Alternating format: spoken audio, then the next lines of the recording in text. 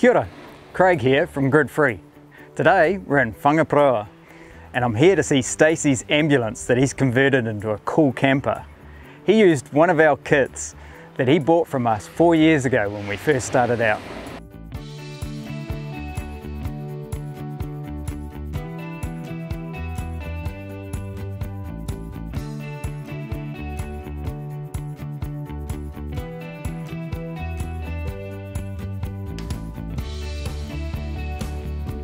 Hi Craig, I'm Stacey. Welcome. G'day Stacey. Welcome to my backyard.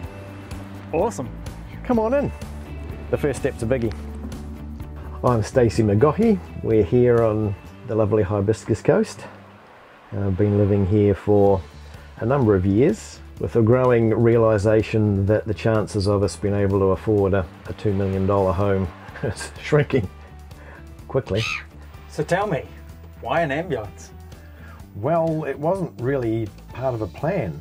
It was pretty much spontaneous. Spotted it on Trade Me as a decommissioned 2010.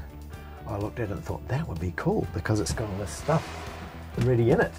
Maureen said yeah, and then we could just get up and go. So over the course of a weekend the plan was hatched.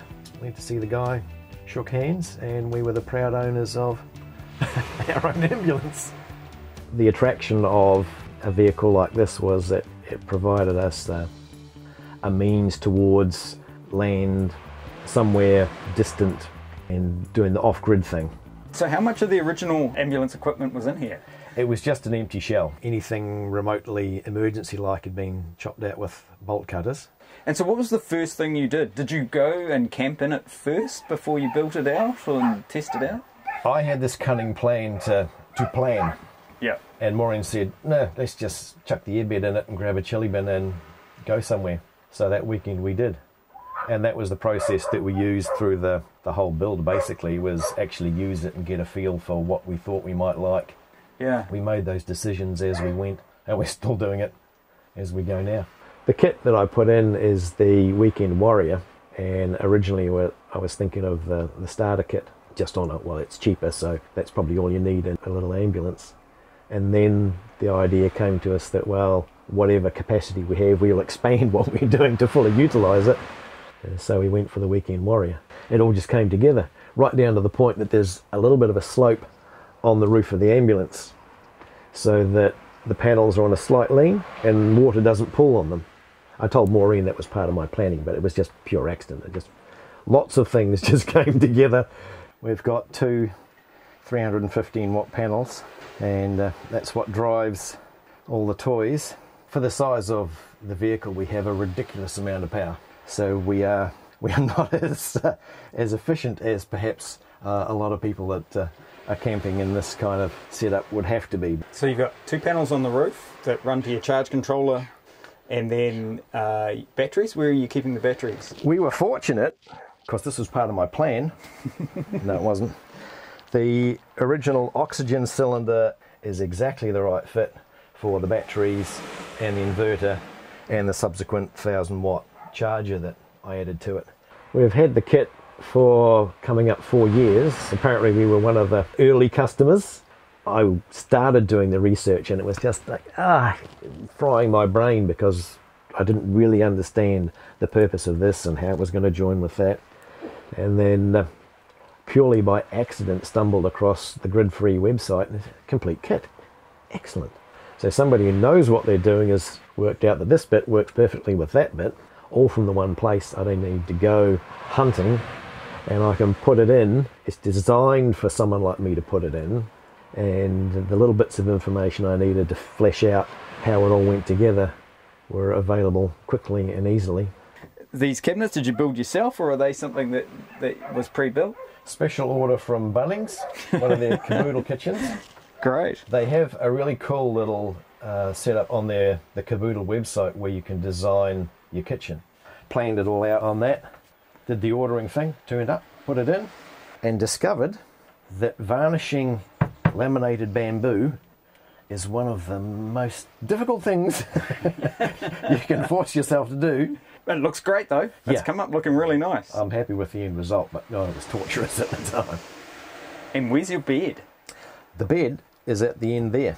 There's a chunk of wood that slides across the centre there. We just flip the mattresses out. Yeah. So one half is that seat, the other half is that seat. And combined, they just flip out over the gap and we sleep east to west. That's brilliant. And then it makes 2 couches when you're not sleeping in it. So you can make use of the back doors. Wherever we are, we can have the best view just by how you park. One of the things we love about the opportunity that we have being grid-free is that we can just get up and go. We don't have to go to a campground. We can freedom camp, we can stop at friends' properties and just park. And because we've got 1 or 2 or 3 of everything that we're going to need, all the bedding's already in here, even an electric blanket, because, you know, I'm old. Fridges and freezers are stocked. So after a week of the daily grind, Friday night we can go, you know what, let's just go, stay for as long as we like. Next day, go somewhere else. If we like it, stay there. We've also got this little highly inefficient bar fridge here that we use. Actually belongs to my daughter. She thinks it's in the garage at home, so as soon as she sees this, I'm busted and she's going to want it back. I notice it's like a 1.5 star, but you've got plenty of power. That's big, yes. And I use the angle that we were talking about before as a fridge freezer because it's a combo unit. Yeah. And again, because of the surplus of power capacity, we've got a really inefficient lighting system that some I put on that are touch, well, motion detecting. That's fantastic. These are the original light housings that I just put a more efficient 12-volt LED setup in there. What advice would I give to people? It's definitely a process, and there is stuff that you learn along the way. We've developed a pretty good understanding of how you need to work with solar. That's maybe something that people don't understand initially. They're thinking that solar will work with them, but it's kind of a partnership between you and your gear and the sun and what's currently sitting in your batteries. I guess you have to have a clear view of your vision, what you're going to be using it for, how many people, how long, how often. If you've got that to start with, you're less likely to go halfway down the track and then go, oh, should have done it different. So this is the little area that you talked about when we were inside that you could put the batteries. Yeah, we're lucky that it's got internal access, so if I do trip the circuit breakers in there, I can just reach in, reset them. Of course, that was again part of my master plan. But it fits the 2 batteries in there nicely. I just engineered up a wood and aluminium frame to set them on. The inverter's tucked in the back here. And recently stuck the charger on the front there so that I can top things up if need be. Future plans include finishing all the bits that I told Maureen that I would do ages ago, like get her hot and cold running water. That will be helpful. There's just bits and pieces that are kind of on the periphery of the overall project. Like it would be helpful to have working electric stairs at the back so we don't have to parkour in and out of the back of the camper. So Stacey, tell me more about the logo on the side here. This was a cunning plan that I didn't discuss with the better half, but I just thought it was fun. I love it. I think it's fantastic. I stuck them on, and it certainly gets attention. Even at police roadblocks, if you happen to be crossing a border, they don't notice it. That's not St John's until they're right up to it, and then they're going, hang on a minute, we need to talk to you.